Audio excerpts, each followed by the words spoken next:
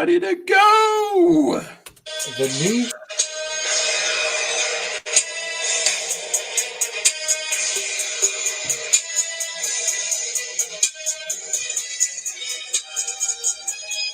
These are the Fantasy Facts presented by Gridiron Experts with your hosts, Pat Loftus and Seth Keller. Welcome back, everybody. Every time Seth does something new, it throws me off. And we had the great intro music there. I was like, all right, we're ready to go.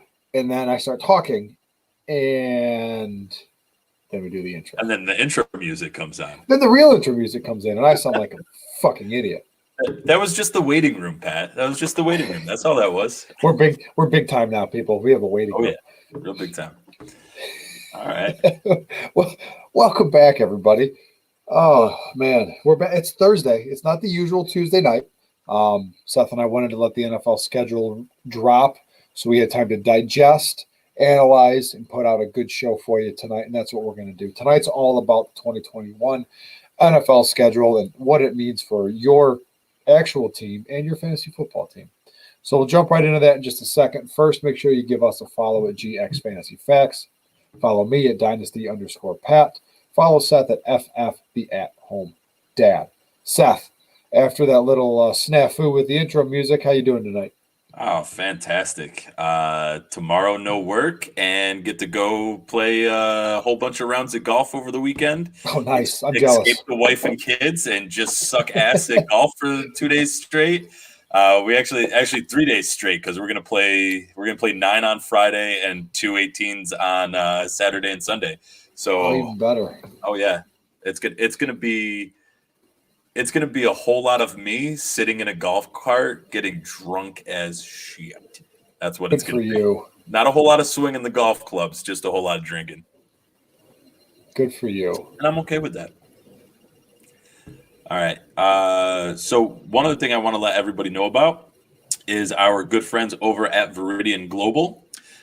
We are working with them to give everybody 10% off when they go to check out. And if you haven't checked out Viridian Global, I'm going to share with you guys what it is right now. This is just some of their designs. If you're watching on YouTube or Facebook, you'll be able to check it out. If you're watching on Twitter, you'll be able to see some of the shirts they have. They have, Josh Allen, LaVisca Chenault.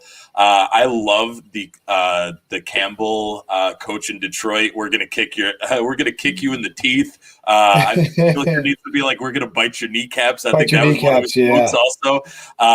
It's just great. They have a lot of fun with it.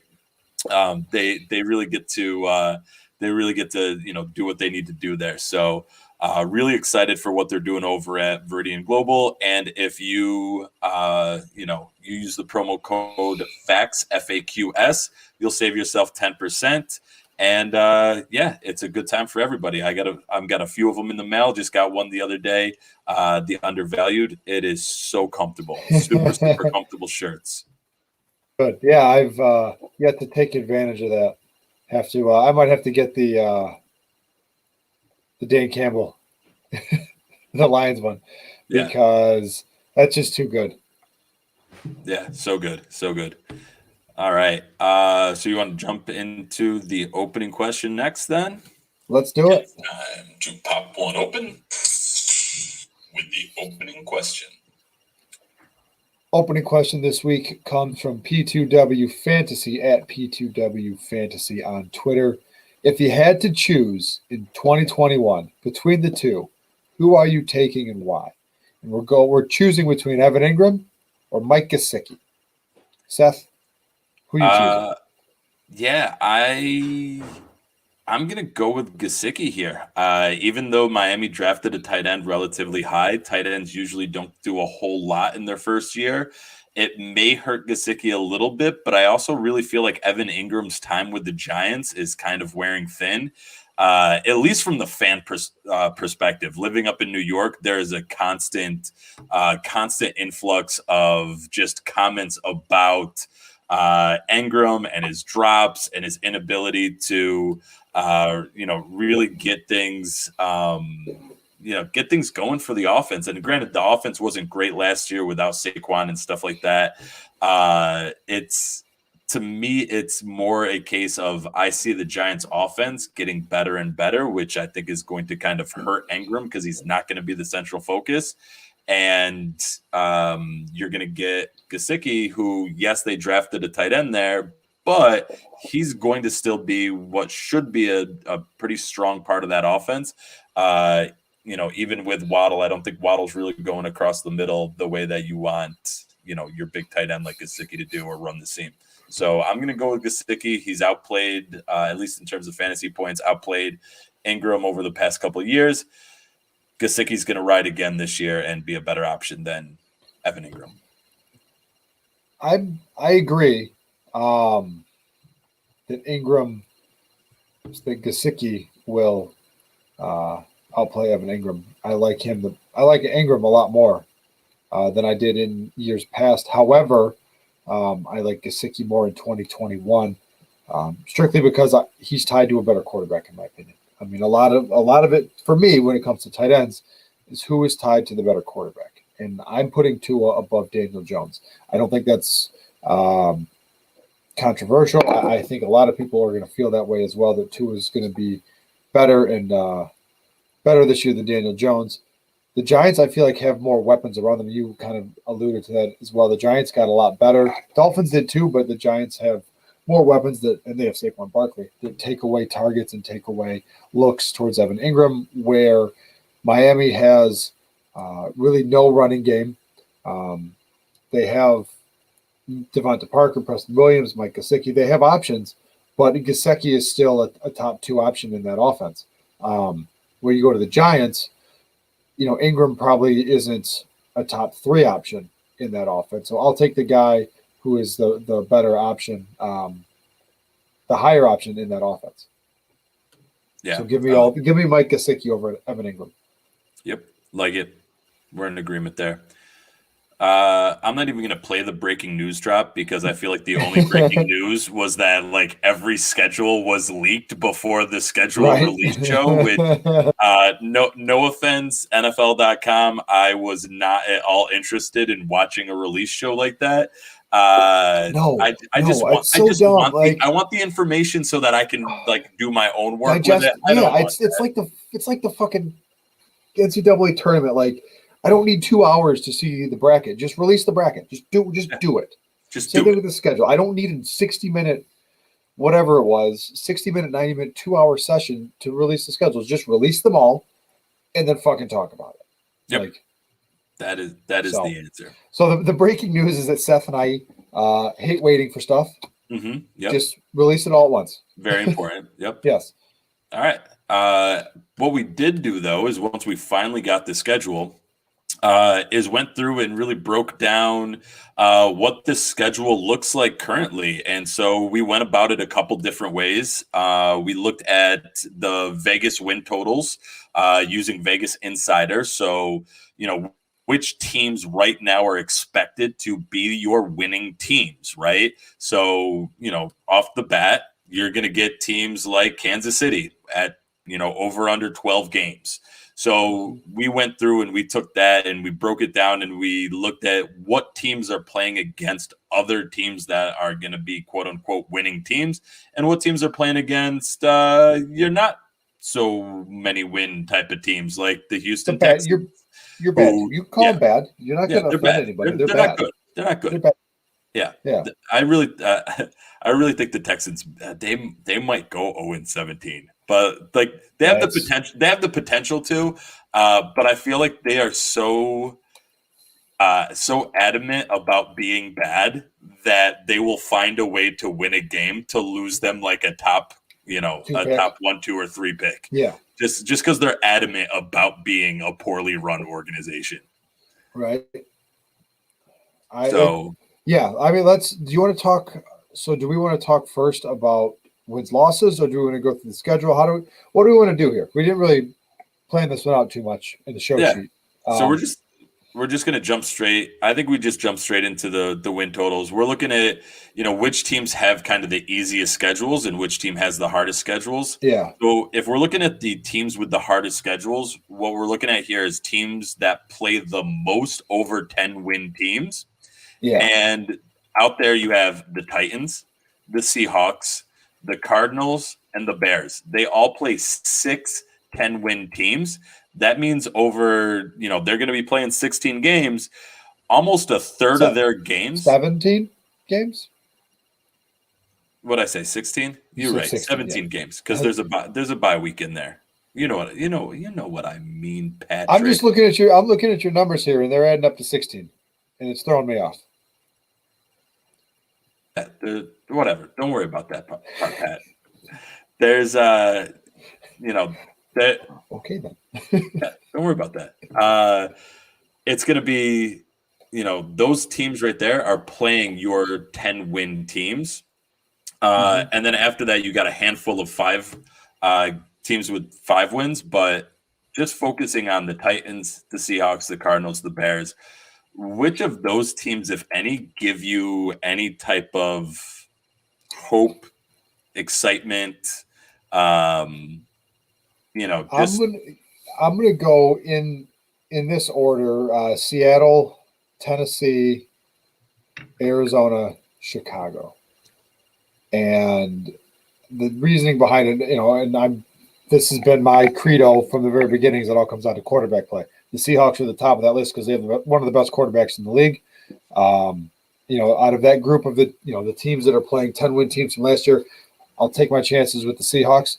I mean, they also have, just looking at the combined opponents, combined 2020 win percentage, Seahawks have a pretty tough schedule, tied for 11th for the overall hardest schedule. So it's not going to be easy for Seattle. It's actually funny, all 3 of those teams, or 3 of those 4 are all Seattle, T11, Titans and Cardinals right behind them, T13, and you said the Bears are, right? You said the Bears for the 4th team? Bears. Actually, the Bears have the 3rd hardest schedule overall, again, looking at opponents combined 2020 win percentage. So the Bears are in for a rough go, and I don't know. I love Justin Fields. I think that was a great pick by the Bears. I think Fields is the 2nd best quarterback in this rookie class. I kind of don't want to see him on the field now. Throw Andy Dalton to the Wolves, let the Bears suck, and then come back in 2022, let Justin Fields take over. Because the last thing you want to see is a kid like Fields get the Sam Darnold treatment. Yeah, and just get annihilated on the field to the point. Exactly, I was just going to say, to the point where he's seeing ghosts. And Pat, the reason why that's adding up to 16 games is because I left the 17th game off week 18 in the same way that I would in like a typical fantasy season, where I'm not counting the 16th game because nobody should be playing that in terms of fantasy. That's where the don't worry about it comes in. It's not, not that my math is wrong. No, I knew there was a method to your madness. I just couldn't figure it out. But your great question. Looking at those 4 teams, Seattle with Russell Wilson and a proven track record. Same thing really with Tennessee. I mean, you have one of the best running backs in the league right now. A resurgent Ryan Tannehill. You have some weapons on offense. I think the Titans there 2nd. Cardinals and Bears, it's not looking good. I mean, Arizona does have Kyler Murray. They do have DeAndre Hopkins. I guess I take Arizona over the Bears, seeing how difficult of a schedule the Bears actually have. So give me Seattle, Tennessee, Arizona, Chicago in that order. Yeah. All right. So let's look at the flip side then. If we look at teams with, playing against the least 10-team wins, and what's fun is that it kind of goes with the same. I did less than 7 wins, and they're basically the same team. So not only are they playing against the most losing teams, they're also playing against almost no 10-win teams. And there you have the Broncos. They only play against 2 10-win teams. The Panthers, speaking of Sam Darnold, maybe getting a bit of a break here, only plays against 2 10-win teams, and expected to play against 7 teams under 7 wins. A fun one here, San Francisco has the most 7-win team, less than 7-win teams for any team so far. So they actually have what looks to be a pretty decent easy schedule. And I know that there's there's some conversations about like what's going to happen with San Francisco, and how are they going to be able to come back from their injuries and be able to compete with such a tough division. And I mean, the fact it's not looking that tough anymore. Yeah, the fact that they're not really playing against many teams that are expected to be heavy, 10 win teams, right? Those are your heavy favorites, right? They're not playing against a ton of them. So they could, I mean, that may make me think a little bit more about a guy like Trey Sermon, maybe. Another team out there, the Cowboys, they only play against two greater than 10 win teams, but they don't get nearly as much of a benefit in the less than 7-win teams because they play against only 4 of those. They have 10 kind of neutral teams, which are your middle of the pack teams, which really makes me question whether or not Dallas's defense is going to be good enough to play against any of them, or if it's just going to be the Cowboys in shootouts, which I'm going to love as a fantasy owner of, every Cowboy, at least in some way, shape, or form across all of my leagues. But as a actual Cowboys fan, I feel like it's going to be abysmal to keep going, oh my God, it's another 35-35 like fourth quarter game. Can we please stop somebody? But any of those teams, Broncos, Panthers, Cowboys, 49ers, even the Buccaneers. The Buccaneers play a bunch of they have such an easy schedule. Yeah. I'm looking at it now. Like I've got it up on CBS, and this is where I'm getting all of my numbers from. Is their, strength of schedule was from all the combined 2020 record. Like the Cowboys have the second easiest schedule, then Atlanta, then Tampa Bay, which is scary, then Denver, then Carolina at 26. So there are a lot of the teams you talked about have a relatively easy strength of schedule this year, which is good for you really in. Gonna a little tangent here. You really can't look past about week 5 because we just don't really know. After about 5 weeks, we'll have a good idea of what defenses are going to do, how they're going to look, how they're going to play. So you start out. You're looking at the first, and I'm just for the Buccaneers. Their first 5 are the Cowboys, who I just mentioned can't play defense. The Falcons, who the hell knows what they are. The Rams, again, what's Stafford going to be with the Rams? Could be great, could be not. The Patriots, the Dolphins. So out of those, the team I kind of like obviously I love the Cowboys, but the team I like the most is like an all-around team there is the Dolphins. And I feel so dirty saying it, but they're the team that they were a 10-win team. They were a 10-win team last year. Team. Yep. They're growing and getting better. Yep. And they're in a good spot to make some noise. No, I mean, again, Dolphins tied for T27 for the easiest schedule this year. I mean, but again, we're looking at from a fantasy perspective. I've got so many tabs open, I can't find it now. You want to look at guys like, favorable matchups in 2021, or even just to start the Eagles. Look at Jalen Hurts. I think he's going to come out and have a really fantastic start to the year. Mm-hmm. The Eagles have upgraded a lot. Again, Atlanta, San Fran, Dallas, Kansas City, Carolina. So shootout. How's against Atlanta? How's San Fran going to respond? Dallas, not a good defense. Chiefs game will be a little tough. Panthers game might be a little tough, but I'll take my chances with Jalen Hurts in the first 5 weeks and putting up some really, really, really good numbers. And the same thing with Carolina. I will take Sam Darnold. I will take DJ Moore, especially DJ Moore. Mm-hmm. They got the Jets in week 1. Then they got the Texans, the Cowboys. I mean, he could have just a monster start to the year. And really anyone in that offense could, because they added Terrace Marshall, Robbie Anderson. I mean, it's going to be interesting to watch, especially I think Carolina's going to be like my new favorite team this year. One because I have a lot of them in fantasy, but 2, like, was it really Adam Gase, or is Sam Darnold really that bad? Like that's going to be big, because if Sam Darnold actually plays well, then the Adam Gase effect is real.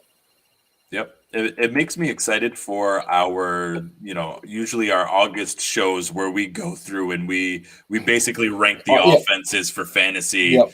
And it's a great way to break down the teams, but also to really look at like what do we expect out of those teams in terms of fantasy. And I think it's going to be a lot. It gets me excited for that. So let's get back to fantasy then and start looking at like, well, which teams do we really kind of like against certain positions? Which teams may get a little bit of a nod here? Najee Harris, perhaps, to give a little bit of a hint in there.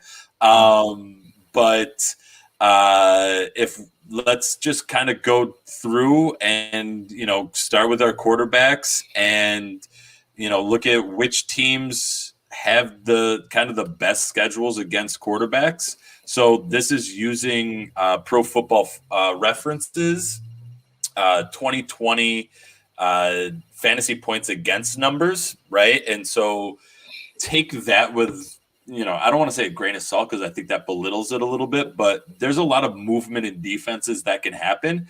But it gives you a little bit of an idea of like, this is what this team was last year. And, we're looking at it for, we're looking at like the San Francisco 49ers, right? They play a bunch of games that were in the, the 75th percentile for giving up points, right? So meaning they were the top 8 teams. They play 6 games against the top 8 teams giving up fantasy points to quarterbacks. Again, a lot can change in a year, but that gives me a little bit of hope, especially in the beginning of the season where we don't know a ton about what a defense is going to come out like. If they're playing against a bunch of teams with poor defense against the quarterback, at least that's what it was last year, you're probably going to see through the first couple of weeks, like, hey, San Fran may be Trey Lance if he wins the job. Can build a little confidence. That's what I was just going to get to is, who, depending on who the quarterback is here, if it's Jimmy G and San Fran comes out and lights the world on fire, they win 4 out of 5 in a row. Does Trey Lance, do they start feeling a little heat about making that Trey Lance pick? And then on the flip side, if it is Trey Lance, is anyone going to look at it and say, well, wait a minute, San Fran had a pretty easy schedule. I mean, they played Detroit, Philly, Green Bay, Seattle, Arizona. Are they going to look at it and be like, well, was it Trey Lance? Was it something else? And if it's Jimmy G, well, why did we waste the 3rd pick on Trey Lance? I think that's going to be a fun conversation to watch. We might have to get Rhinos back on the show since he's a West Coast guy. He's a San Fran fan. Might have to discuss that with him. Yeah. All right, so let's take a look at some of these easy quarterback schedules.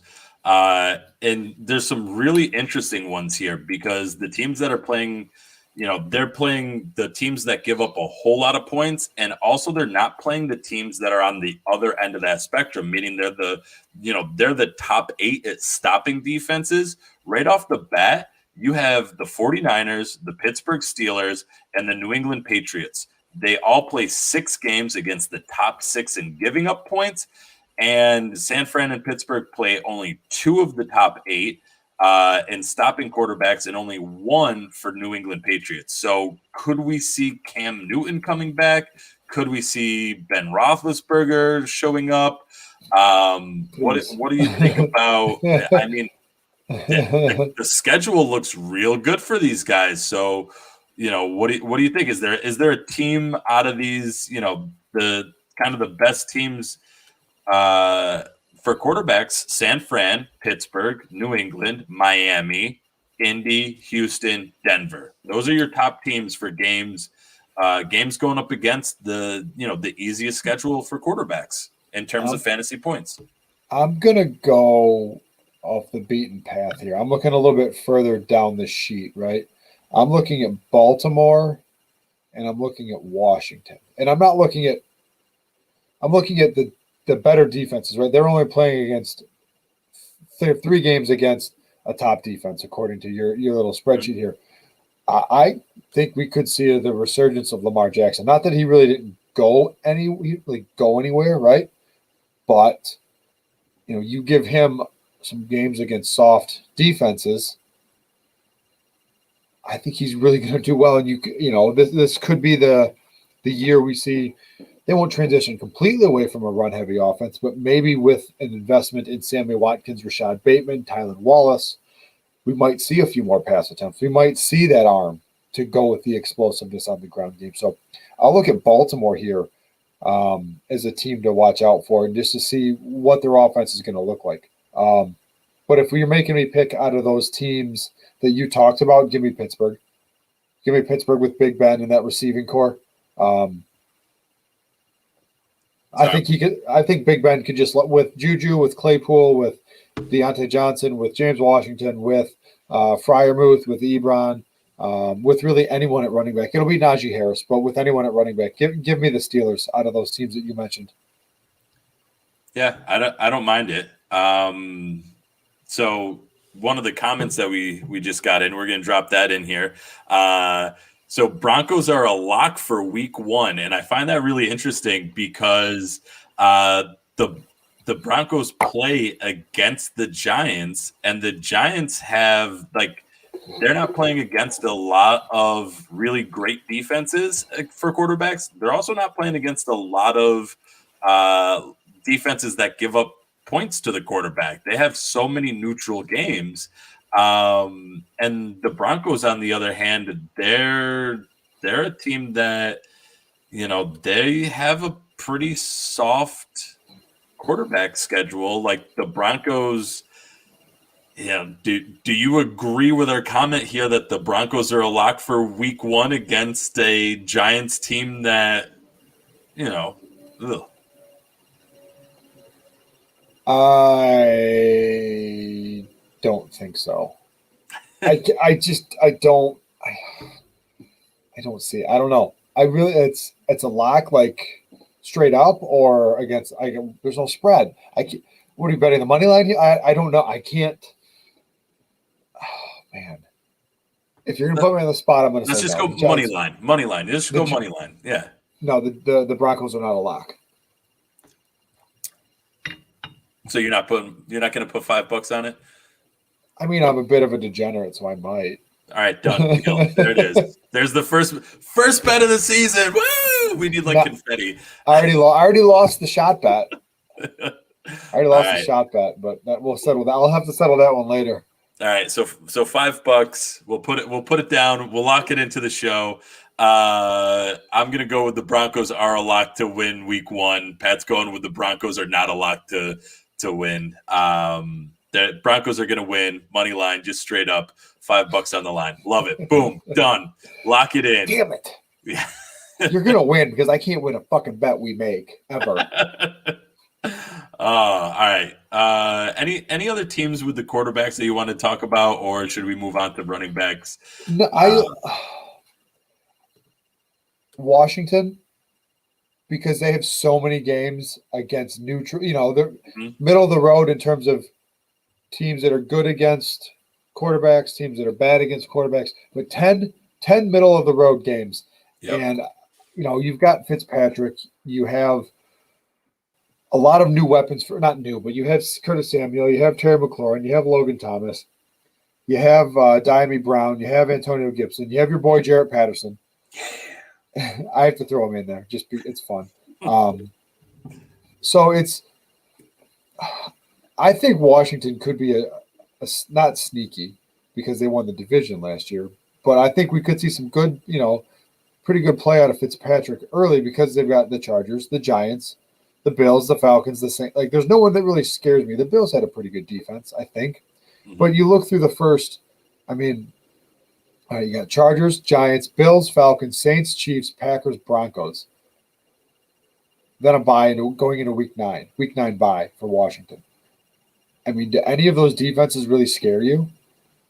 If the Chargers can lock up Ingram, because I want to say he's still did he sign a contract yet? I don't remember, but The Chargers have a decent defense. Giants, no. Bills depends on who shows up to play. Falcons, no. Saints, yes. Chiefs depends on who shows up to play that week.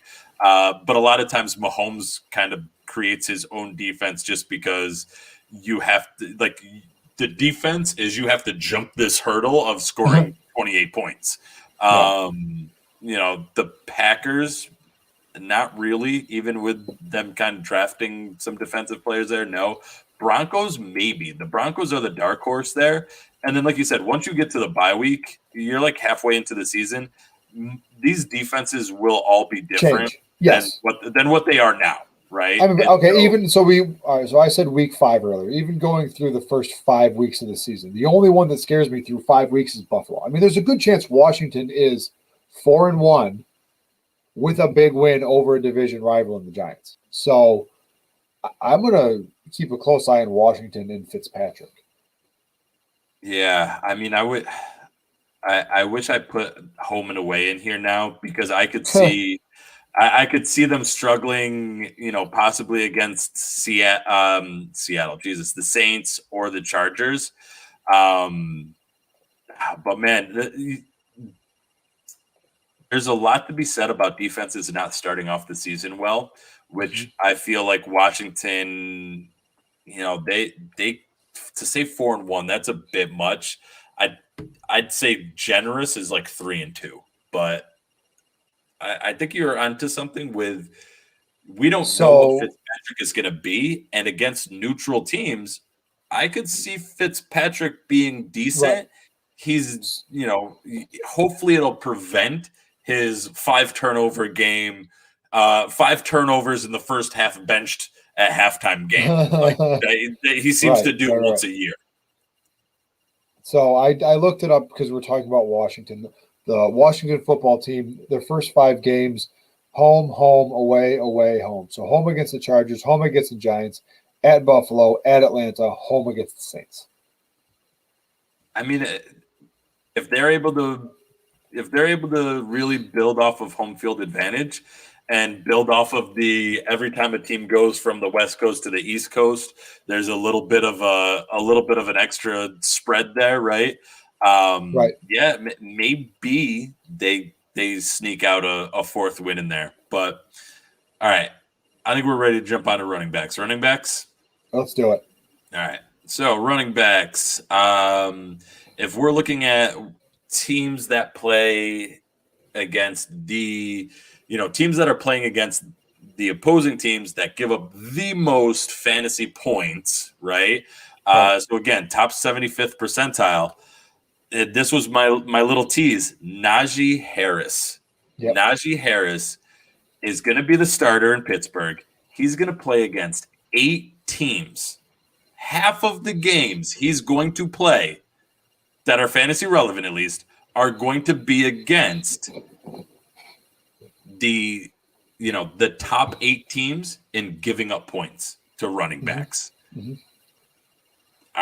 If he wasn't already locked into being my number 1, he would definitely be locked into being my number 1. And I try not to overweigh scheduling, right? Because we've already touched on it, plenty of times that the schedule changed, the defenses changed, the offenses changed, injuries happen, things happen, right? Mm-hmm. But Najee Harris is going to play against 8 teams that were in the top 8 last year and giving up fantasy points. And also in the only 2 games, if I'm looking at your other column here, only 2 games against, quality defenses. Yep. So all signs are pointing out for the Steelers. I mean, that's definitely. Oh man, I got to look at who they actually play. All right, so we got Buffalo, the Raiders, the Bengals, the Packers, the Broncos. There's weeks 1 through 5. Buffalo, Las Vegas, Cincy, Green Bay, Denver. Yeah.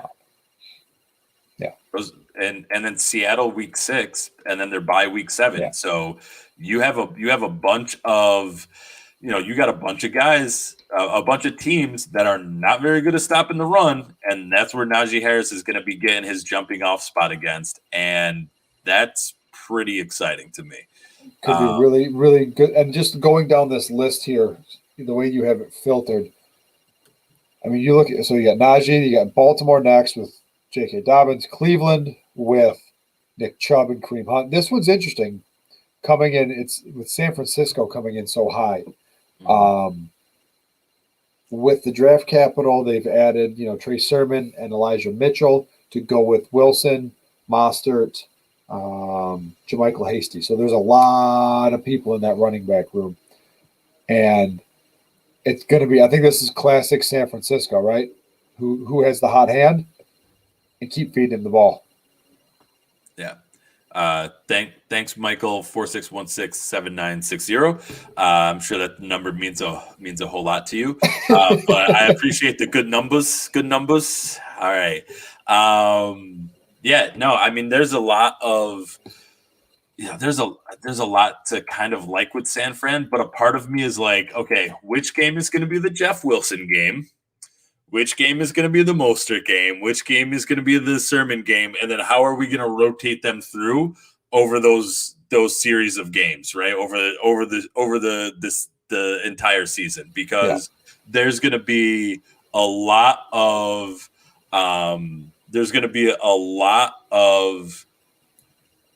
that inconsistency with the 49ers backfield that's always there. It's always been there. And that, to me, is always going to be the question with the 49ers is who's going to be the one actually getting the ball. And that's where, I've been in 5 dynasty drafts so far, 5 rookie drafts so far. And Trey Sermon hasn't been a guy that I've been able to get. And now I'm almost curious, like, man, do I spend a little bit more and get Trey Sermon now because there's that little bit more of a hope that he's going to get in for one of these really weak defenses? So I saw the tweet earlier, and I can't remember who it was from, but it was referencing John Lynch has drafted 35 players so far in his tenure with the 49ers. And the only other running back, here's this should have been the opening question. Who's the only other running back that San Francisco has?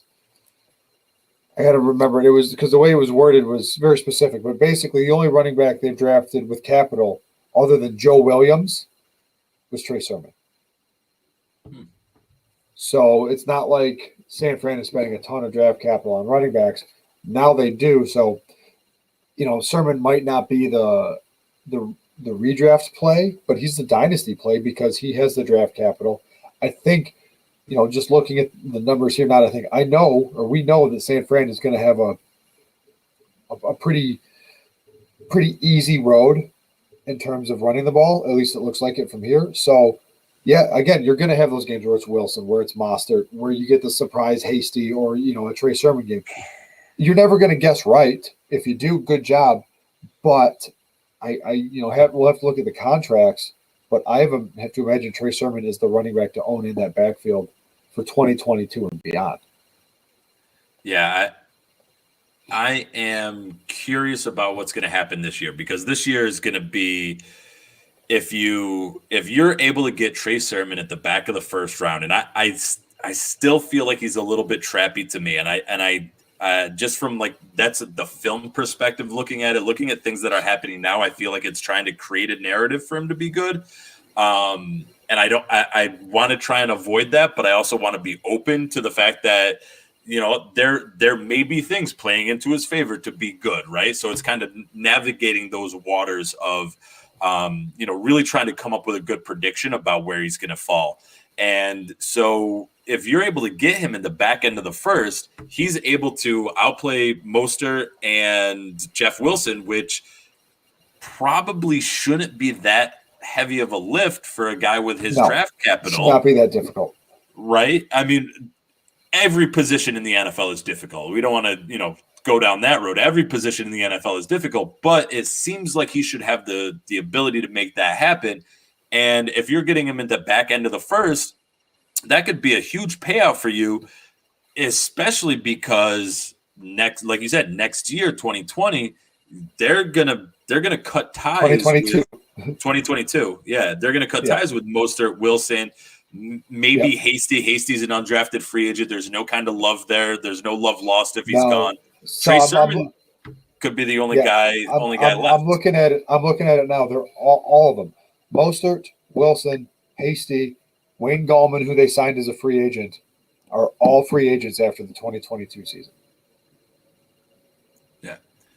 Then you've got Sermon and Elijah Mitchell, the two running backs they just drafted this year.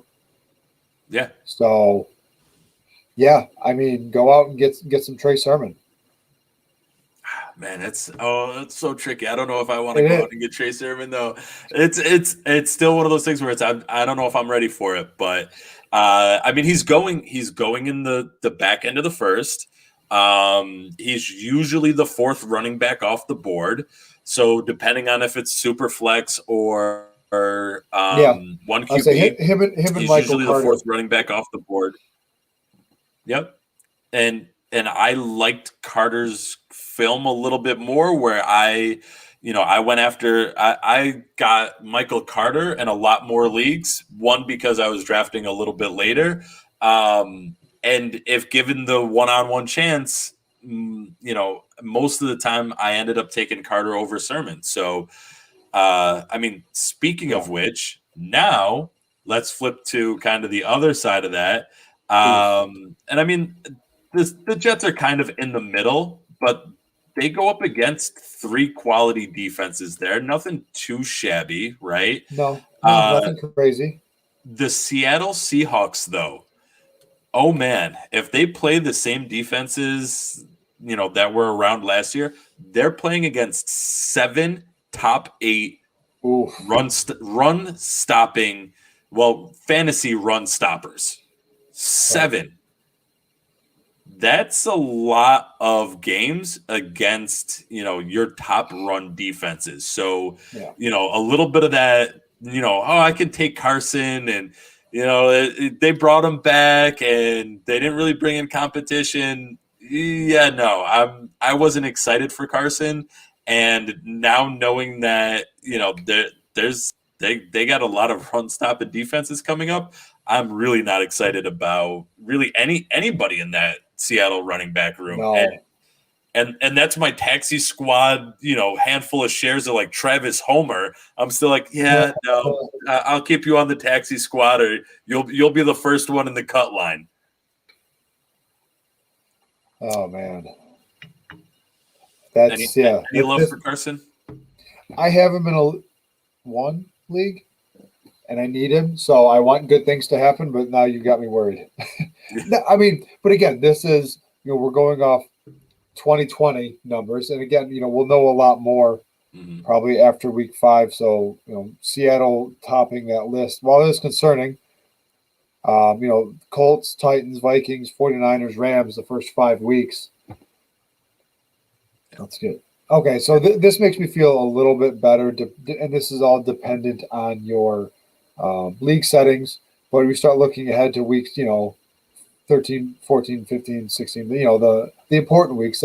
I see Houston, I see the Rams, I see the Lions back there. So, depending on how your league is set up, I'm not too worried. It might be a slow start to the season, but it might pay off in the end because he might be a guy you can acquire on the cheap after a slow start. Yeah, and they do have 6 games against top 8 teams, so they basically have no one in the middle. They only play 3 games against teams in the middle because they're playing against either really strong run-stopping teams or teams that run stop like a sieve.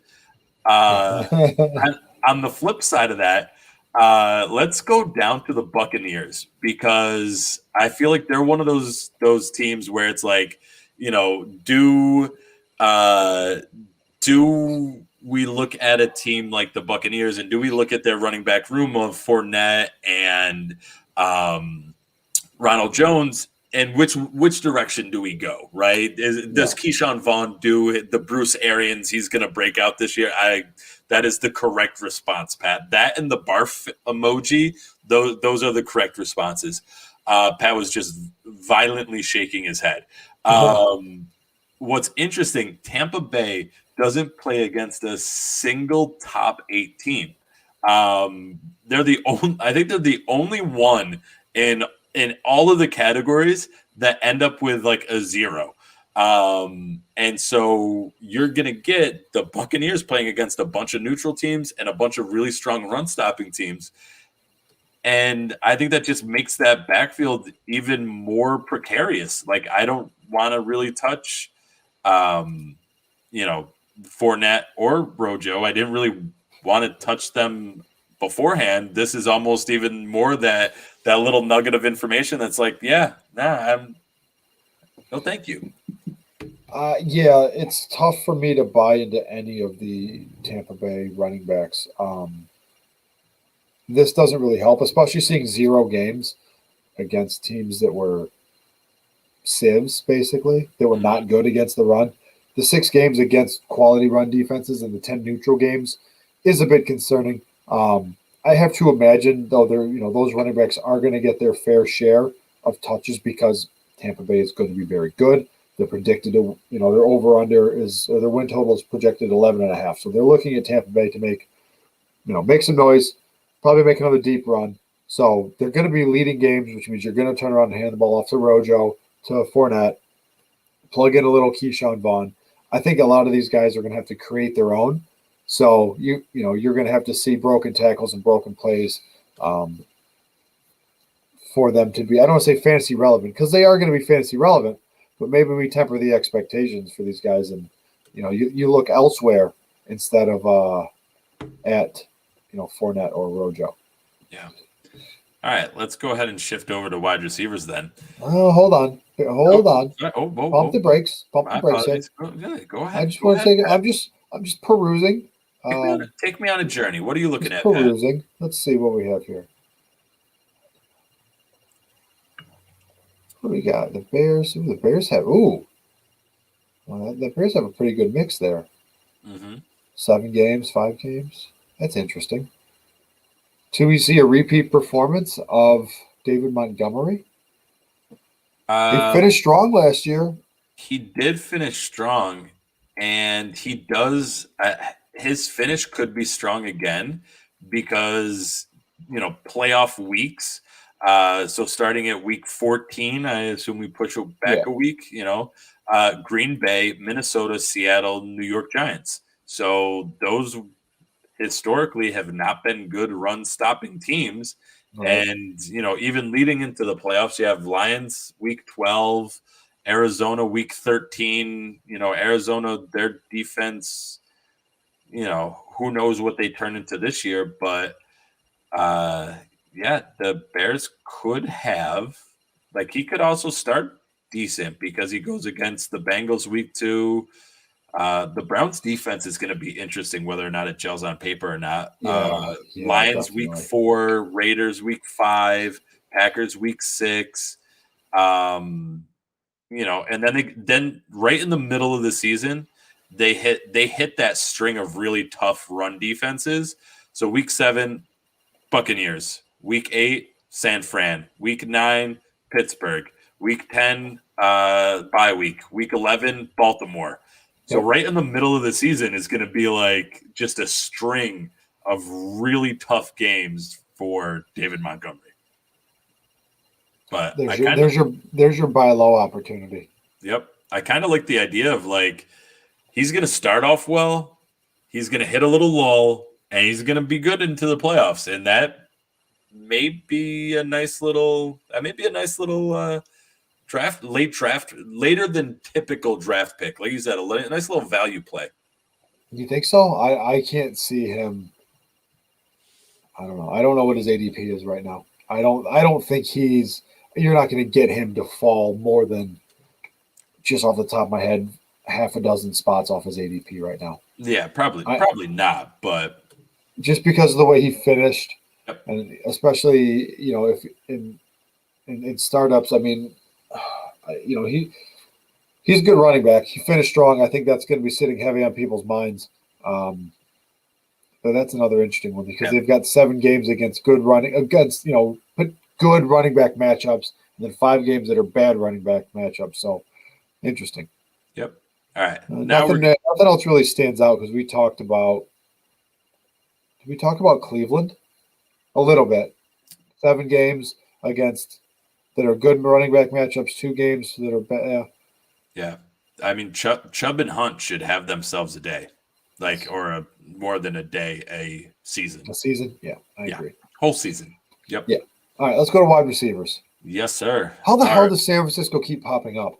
Yeah, San Fran has an incredibly weak schedule. Like everything about San Fran looks really good, except for tight end, and tight end is just a crapshoot anyways. But we'll get there in a minute. So wide receivers, do I have to go bet on the 49ers? I mean, what's their their win total for Vegas, according to Vegas Insiders, is 10.5. Wow. I could probably talk myself into that. I think I could go. I honestly think I could go over on that. Given the look at what their schedule looks like right now, like I could see them winning 11 games out of this. And I would look even more to see home and away and stuff like that. But oh man, that they could get there. So, anyways, back to the wide receivers. The San Fran wide receivers are in a good spot also because they play 7 games against the top 8 teams. They only play 3 games against the bottom 8 teams in terms of fantasy points, and they're one of the top. They are the top team when it comes to games against Q3 versus Q1. Arizona pops up next. Does that mean a little more love for Hopkins, a little more love for the rookie Rondale Moore? Does that mean, everybody? Do we see anything out of Christian Kirk? I'm going to throw Andy Isabella out there. I know. I still love you, Andy. I still have faith in you, Andy Isabella. You got one more year. Do something, please. No. Please, dear God, do something. No, okay. Yeah, it's all right. I'm slowly getting to accepting that. Yeah, it's time. Yeah, it's time. But I mean, Hopkins, Moore, Kirk, hell, even AJ Green maybe super late. Like I got a slow best ball going on right now. I might throw a line at AJ Green super late because who the hell knows, right? What? Exactly. And then after that, the Jaguars, they're up there six games against the top 8 teams and giving up fantasy points to wide receivers.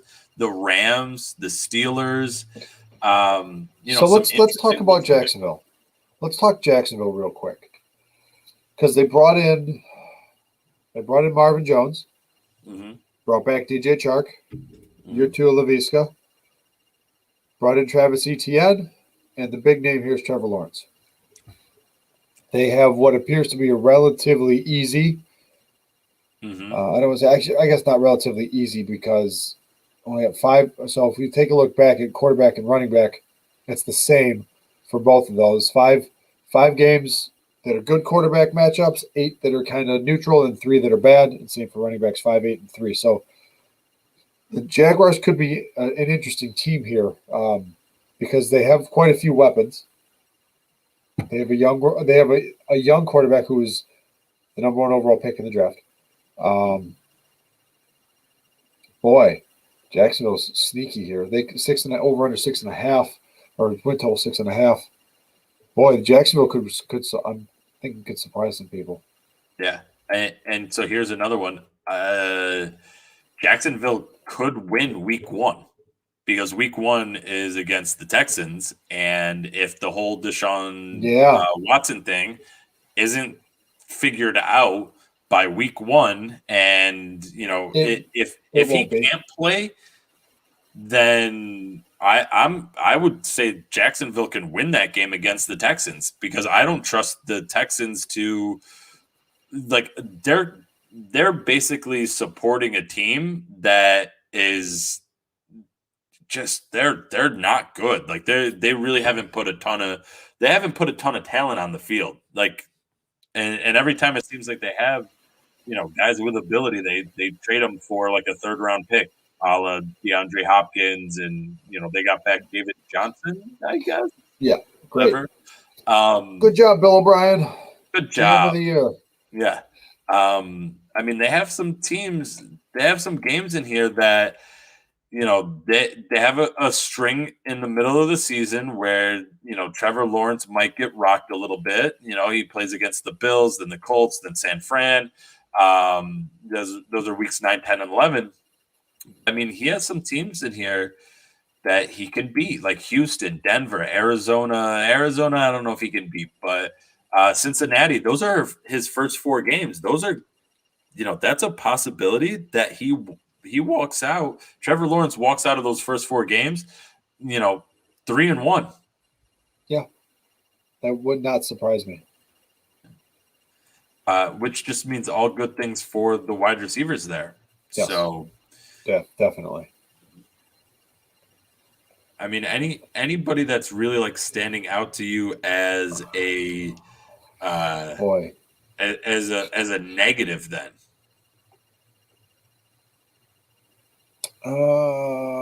Cleveland. Do tell Cleveland? more. I mean, they have 3 games that are plus wide receiver matchups. 6 games, I believe, is Yep. tied for the most. Yep. With Green Bay for negative games, negative wide receiver games. You have to call it what you will. And it's the same. They have very good running back matchups, but very poor quarterback and wide receiver matchups. So that could spell trouble. I mean, again, they play in a tough division. They've got Baltimore, Pittsburgh, and Cincy. Mhm. Each one of those teams got better. You're going to see Joe Burrow come. We're not talking about Cincinnati. We're talking about Cleveland. Man, that would surprise me because you have a lot of big names there. You have Odell, right? You have Landry. You have Donovan Peoples-Jones. They added the kid from Auburn, right? Seth Williams. Mm-hmm. Yep. So they've added some weapons there, but the schedule right now is not looking great for Cleveland and for those wide receivers. So that would be interesting to see how they come out, especially starting with, oh boy, I think the Kansas City, Houston, Chicago, Minnesota, the Chargers. There's not a lot in there that frightens me. So where are these games?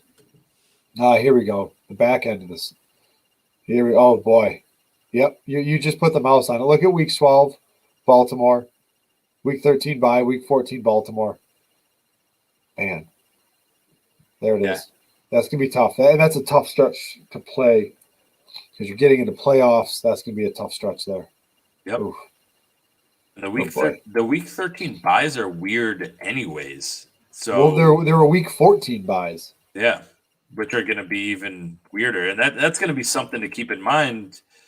Probably not during drafting, but something to keep in mind as you're approaching the playoffs. Like, chances are your playoffs are going to start week 14. Yeah, like you want to keep note of that. Sure, yeah, that's going to be a big one. All right, you want to move on to tight ends here? Let me take one more look here. One more look at the wide. One more look at wide receivers, yeah, because so many damn wide receivers. Yeah, I mean, one of the things is one thing that I'll throw out there is there's not a team that stands out for wide receivers that is like really bad. Like, there's a lot of them that are just like, there's a lot of them that are very like, they get a few games of good, a few games of bad, and a bunch of games kind of in the middle. So who's your ooh there? It was New England. Mm-hmm.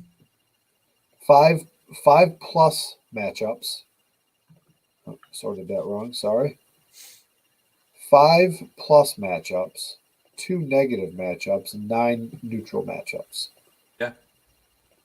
That will be interesting because we get to see New England without Julian Edelman. I know we're gonna talk about tight ends next, but this is kind of a good segue into it because I feel like we're gonna be talking about New England again. But they signed the top 2 tight ends on the free agent market. They have N'Keal Harry. They have Jacoby Myers. Who am I missing? I'm missing a lot more. I want to say Bird. Damiere Byrd. I think he went to another team though. I'll have to look at that real quick. But So that they've they got got. some. I want to say they picked up Jake Kumaro. No, he's in Buffalo. Oh, he's in Buffalo. I was good. Yeah. I knew it was one of the. I knew it was one of those two teams. I was like, I know Green know Bay that. lost him. Yeah, I know that because there was a whole big thing about Aaron Rodgers being pissed about Jake Kumaro being gone. Yes. All right. Oh, here we are. All right. So they signed Nelson Aguilar and Kendrick Bourne as well. Yeah, that's what it was. So it's not a wide receiver room that is going to Wow anyone. they're not going to wow anybody, right? And I think we might actually get to see N'Keal Harry break out this year. Myers, solid year last year. Aguilar and Bourne, hopefully they can adjust well. And again, they have Jonnu Smith and Hunter Henry. So let's use this to segue into the tight ends, because I don't think it matters who's throwing them the ball, if it's Cam Newton or if it's Mac Jones. You're going to see you've got some plus matchups there, and then moving over to tight ends, New England has one of, if not the best, second best games in terms of plus matchups. They're tied with Pittsburgh, 7 plus matchups. Pittsburgh has 1 negative matchup or negative game script, whatever you want to call it. New England has 2. So, I think the pass catchers out of New England and that across the board are going to be happy, because you might actually get to see Cam Newton back or see Mac Jones take over. Yeah, and for the tight end position, and for both of those quarterbacks, like Cam Newton is a quarterback that you give him a seam, you give him a half of the field to kind of look at, and that's really where like your tight ends are going to do well, right? Is yes, running them, and they're not going to be running outside the numbers anyways, so not too often. Not these two, probably not Jonnu or Hunter Henry. Right, like you're not going to line them up outside the numbers to start, right? No. That's where Cam Newton excels as a passer. It not to draw too many comparisons between Cam Newton and Lamar Jackson, but both of them struggle with throwing outside the numbers. Cam Newton really struggles with, games where he will lock into one half of the field, and will almost not throw to the other half of the field. There was a really amazing NFL Next Gen stats where it like shows where all of his throws went, and it literally, I think it was the left side of the field was just peppered with targets, and the right side had like 2, and it was just like telling the fact that he didn't even you can't say he didn't even look, but he barely even threw the ball to the whole other half of the field. I'll have to see if I can find that and attach that to when we drop the show on Twitter, but yeah, like it, having the tight ends that, like Jonnu and Hunter Henry, they're going to play into Cam Newton's strengths or Mac Jones's strengths of, he's not a guy that's really going to hurt you with his arm. He's going to hurt you with, relatively accurate throws, understanding the flow of the game, just making kind of level-headed decisions. So, a tight end is a young quarterback's best friend. Yes. They got 2 really good ones in New England now. So, and you can say the same thing, really, you start as you go down the list here. Pittsburgh, we can talk about Pittsburgh next, Ebron and Freiermuth, but Baltimore with Mark Andrews, Miami with Gesicki, Green Bay with Tanyan, Detroit with Hawkins. I mean, you look at these teams that have these plus matchups, they all have really good tight ends outside of Cincinnati. Yeah. You're not going to take the bait. I really thought you were going to take the bait on that one. No. CJ Uzama. That's the one. Yeah. The name that will never not be funny to me. Hey, listen, man, he had 2 really good games before he died in 2020. So no, I mean, but this is good, right? You see the teams that have the really good tight ends have favorable matchups. Yep. Or have more plus matchups than they do negative matchups, which is what you want to see, because you're going to see guys, you're going to see Ebron and Freiermuth, you're going to see Andrews, Gesicki, Tanyan, Hawkinson, Gronk, You're going to see Fant, is another one who's got a pretty good. He's got 5+ compared to 2- matchup. So we're going to see a lot. And I saw Darren Waller in there before you filtered too. Yeah. You're going to see those guys, those big name tight ends. They're going to produce again. I don't think we're seeing a paradigm shift just yet. There's no change. There's no passing of the guard just yet. What I wanted to do real quick, I'm going to I'm going to refilter this real quick. Okay, that's not too bad. I was going to talk about Atlanta. I was going to see what they had since they spent the number 4 overall pick on Kyle Pitts. What does their schedule look like for tight ends? They've got 3 games that are plus matchups for tight ends, 4 games that are minus matchups for tight ends. So that's going to be one to watch, especially if Atlanta does actually trade Julio, because there are those rumors out there now too. Yeah. And a plus and a negative matchup isn't huge for tight ends. But yeah, like I think for a guy like for Pitts, for some of these younger guys with capital, right? For Pitts, for Freiermuth, and really only those 2, because I think everyone after that, the Tommy Trembles, Brevin Jordan, Hunter Long. I mean, he's backing up Gesicki. So for the big names, for Pitts and Freiermuth, I think that's going to help. You might get to see them on the field a bit more. So yeah, let's switch over now to the bad.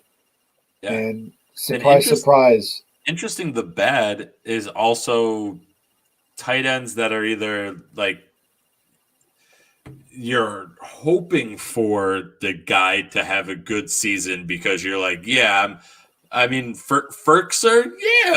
like maybe he could be something. Jonnu left, like let's have a Ferkser season, yeah. They actually topped the list with like 7 games against top tier defenses and stopping tight ends. I mean, the only ones, as I go down this list here, the only one that really worries me would be Seattle, right? Because you're probably going to spend some capital on Gerald Everett since he's in Seattle now. But other than that, like going down this list, there's not a tight end that I'm going to spend a whole lot of capital on, from Tennessee, from Buffalo, from Houston, from Jacksonville, from the Jets, from the Vikings, the Browns, the Rams, maybe the Rams with Higbee. Yeah. Maybe the Bears with Komet, and then you get into Baltimore, Andrews, Green Bay. I mean, then you get into a good run here with Andrews, Tanyan, Hawkinson, Gronk having 4, but they all have more positive than negative matchups. So yeah, and once you get into those, also like you're at the point where it's like you're getting as many or a little bit more positive.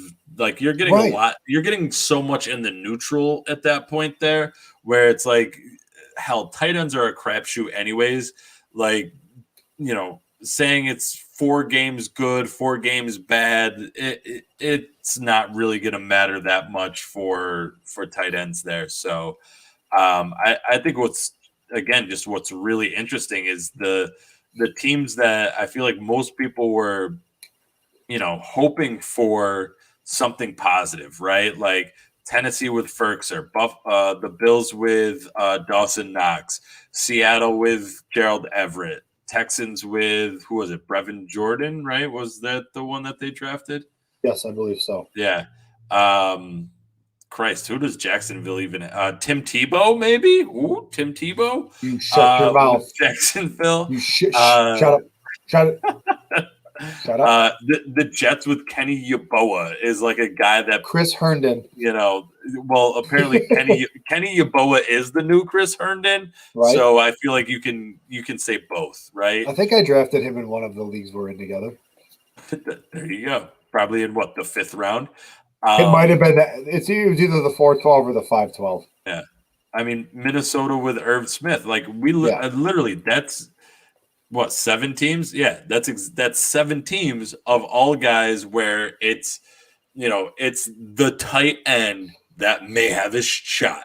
Like everyone just wants that tight end that's outside of the typical group of tight ends that they can go, hey, I knew this guy was going to get there, and he did. And for the most part, there's always a guy like that, and that's great. But it's a lot of noise out there for not a whole lot of bang for your buck. So yeah. But all right. I I think that does it for That, the yeah, schedule that's show. kind of, yeah, we didn't. I mean, just again, face value. I'm looking at this, try to break it down into bite-sized chunks. Look at the first 5 weeks because after that, things are going to change. Mhm. Give me guys that we talked about. Najee Harris, Jalen Hurts, DJ Moore. Those are the guys that I like. Who are some guys you think you're going to try to stay away from? I mean, Is there anyone that stands out like, I don't know if you want to look at the first 5 weeks or if you want to look at specific positions or what here? to me, golf is one that, like, if I wasn't already off of golf, I would Yeah. be off of them now anyways. Like the Lions win total for 2021 is 5. It is the second lowest. And they're going up against 5 good teams at shutting down the quarterback, 5 good teams at shutting down the running back, 5 good teams at shutting down wide receivers. Like they have a bunch of games that are going to be against teams that shut down fantasy fantasy just in general, right? Right. And Right. even against they they don't play a lot of really good teams. They only have 4 there, but they're not playing against like really many weak teams either. So it's they're just kind of hanging out in the middle, and I don't think they're good enough to beat average teams. And sorry, Pat, I know this is kind of shitting on your Lions, I but don't care. I really They're think not it's good. golf, and I think it may be good for you. You suffer for a year, and then hopefully, you come back and It'll be more get a than a really year. good draft pick. It'll be more than a year. Maybe. So here's one, and it's a situation that I'm going to be avoiding a lot of, I'm going to try to avoid. We didn't talk about the Las Vegas Raiders and the running back situation there, and just what a terrible job they've done. The offensive line just went to absolute shit. They brought in Kenyon Drake, so now you've got a backfield of Josh Jacobs and Kenyon Drake. Yep. Here's their first 5 weeks. You ready for this? Mm-hmm. Baltimore, Pittsburgh, Miami, the Chargers, the Bears. Yikes. Yeah. That is, and I'm looking up to see what's home and what's away real quick. I mean, even still, it's probably not going to matter too much. Like, I mean, what you're hoping for is that if you have Jacobs, you're hoping that he stays relevant through the first 5 games, and then after that, he gets the Broncos, the Eagles. There's a bye week in there. Jets, Kansas City, Bengals, Cowboys. You're hoping that out of weeks 6 to 12, you get enough out of him that you can flip him before he goes back on another run of Washington, Kansas City, Cleveland, Denver. I think I'm just avoiding that entire backfield for the majority of the season. I mean, that offensive line is shit. They spent a lot of money to bring in Kenyon Drake. I don't see how they're going to sustain both of those running backs. Jacobs should be the man. Yeah. I just don't know if he will be. And it's brutal. Yep. That's all I really can say is it's brutal. Yeah. All right. Well, other than that, I think we did one hell of a good show. Yeah. Yeah. This was a good show. Good breakdown. Covered a lot tonight. I'll figure out a way. I'll figure out a way to put out the schedule sheet for people to kind of play around with, and so it makes sense. I know there's going to be people that are going to be like, "This sucks. It's stupid," but whatever. It's a piece of information. You either use it to your advantage or you don't. If you don't, fuck you. No. Yeah.